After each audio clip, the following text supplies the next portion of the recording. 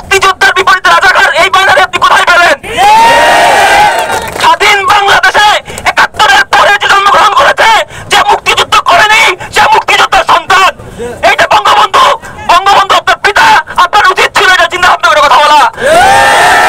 আপনি যদি ভেবে থাকেন আপনার ছাত্র সংগঠন আছে, আপনি ক্ষমতায় আছেন, সাধারণ শিক্ষার্থী আজকে তারা নিরীহ, আজকে তারা অস্ত্রের রাজনীতি করে না, তাদেরকে আপনি যদি নিরীহ মনে করেন, তাদেরকে যদি মনে করেন দেশে যা ইচ্ছা তাই করা যায়, এটা আপনি ভুল ভাবছেন। আপনার বোঝা উচিত যুগে যুগে যে কোনো আন্দোলন, যে কোনো মুক্ত বুদ্ধির আন্দোলন, স্বৈরাচার বদলের আন্দোলন এই ছাত্র শিক্ষার্থীরাই করেছে। এরশাদ পারেনি, আইয়ুব পারেনি, কেউ পারবে না। সাধারণ শিক্ষার্থীদের সাথে যে বেইমানি করবে তাকে কথা বলতে হবে।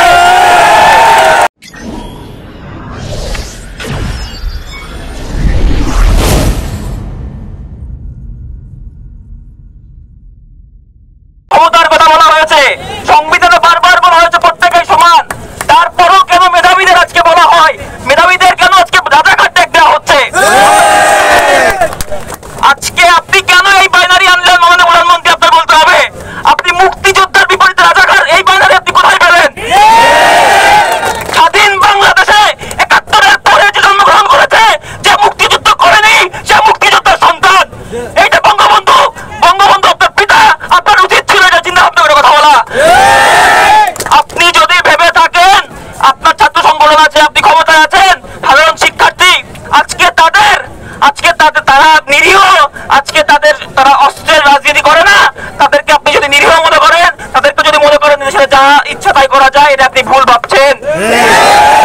আপনার বোঝা উচিত যুগে যুগে যে কোনো আন্দোলন, যে কোনো মুক্ত বুদ্ধির আন্দোলন, স্বৈরাচার বদলের আন্দোলন এই ছাত্র শিক্ষার্থীরাই করেছে। এরশাদ পারেনি, আইয়ুব পারেনি, কেউ পারবে না। সাধারণ শিক্ষার্থীদের সাথে যে বেইমানি করবে তাকে কথা বলতে হবে। আজকে কেন ওবায়দুল কাদের বললেন ছাত্রলীগকে প্রস্তুত থাকতে? ছাত্রলীগ প্রস্তুত কেন থাকবে? কেন ছাত্রলীগকে কোটা আন্দোলনকারীর মুখোমুখি দাঁড় করাচ্ছেন? এই ব্যাপারটা আমরা বুঝতে পারছি না। আপনি প্রত্যেকেই ছাত্র, আপনি কেন ছাত্রলীগকে আজকে বলবেন প্রস্তুত থাকতে? এর মধ্য দিয়েই আমরা দেখলাম ঢাকা ইউনিভার্সিটি, চট্টগ্রাম, বাংলাদেশের বিভিন্ন জায়গায় রক্তপাত ঘটলো, মুখোমুখি সংঘর্ষ ঘটলো, আমাদের অনেকে আহত হয়েছে, একজন মারা গিয়েছেন।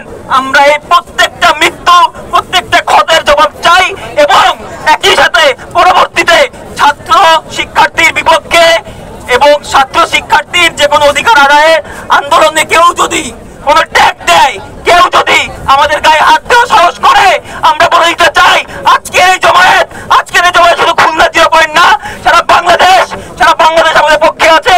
সারা বাংলাদেশ দেখিয়ে দেবে ছাত্রদের ক্ষমতা কতটুকু। ছাত্রদের ক্ষমতা পাতাল থেকে আসমান পর্যন্ত চলে যেতে পারে। আপনি চিন্তা করতে পারছেন না মাননীয় প্রধানমন্ত্রী? এই আজকে মৃত্যু, আজকে আহত করা, আজকে জখম, প্রত্যেকটা জিনিসের বিচার করতে হবে। মাননীয় প্রধানমন্ত্রীর তার স্টেটমেন্ট প্রত্যাহার করতে হবে। মাননীয় প্রধানমন্ত্রী তার স্টেটমেন্ট দুঃখ প্রকাশ করে প্রত্যাহার করতে হবে এবং একই সাথে এই যত আহত হলো, নিহত হলো, প্রত্যেকটা বিচার করতে হবে। পরবর্তীতে ছাত্রদের গায়ে আর কেউ ফুলের টাকা দেওয়া সাহস না পায়, সেটা বিচার করে তারপর আমরা সারা বাংলাদেশ ছাত্র সমাজ এখান থেকে উঠবো। তারা কিনা আমাদের দাবিকে বৃদ্ধাঙ্গুলি দেখিয়ে প্রধানমন্ত্রী তিনি আমাদেরকে ত্যাগের রাজনীতি করছেন, আমাদেরকে রাজাকার উপাধি দিয়েছেন। আমরা কি রাজাকারের নাতি? আমরা কি রাজাকারের নাতি?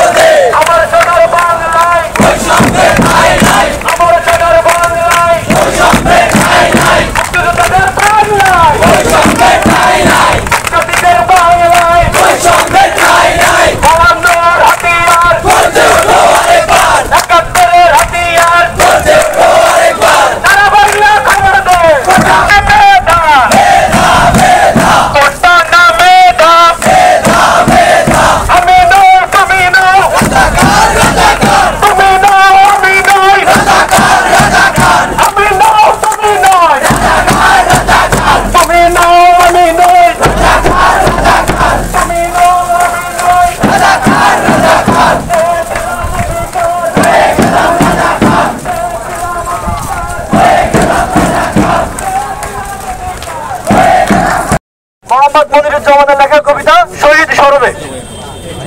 কবিতায় আর কি লিখবো, যখন বুকের রক্তে লিখেছি একটি নাম বাংলাদেশ। গানে আর ভিন্ন কিশোরের ব্যঞ্জনা, যখন হানাদার বধ সঙ্গীতে ঘৃণার প্রবল মন্ত্রে জাগ্রত স্বদেশের তরুণ হাতে নিত্য পেয়েছে অবিরাম মেশিন গান মার্টার গ্রেনেড। কবিতায় আর কি লিখবো, যখন আসাদ মনিরামপুরের প্রবল শ্যামল হৃদয়ের তপ্ত রুধিরে করেছে রঞ্জিত। সারা বাংলায় আজ উদ্দিন সেই রক্তাক্ত পতাকা। আসাদের মৃত্যুতে আমি অশ্রুহীন অশোক, কেননা নয়ন কেবল ব্রজবর্ষী, কেননা আমার বৃদ্ধ পিতার কণ্ঠে পশুদের প্রহরের চিহ্ন, কেননা আমার বৃদ্ধা মাতার কণ্ঠে নেই আত্ম আঘার, নেই অভিসম্পাদ, কেবল দুর্মার ঘৃণার আগুন। কোনো সান্ত্বনা বাক্য নয়, নয় কোনো বিমর্ষ বিলাপ। তাকে বলিনি তোমার ছেলে আসলো ফিরে হাজার ছেলে হয়ে। আর কেঁদো না মা, কেননা মা তো কাঁদে না, মার চোখে নেই অশ্রু, কেবল অনল জ্বালা। দুচোখে তার শত্রু হননের আহ্বান। ধন্যবাদ সবাই।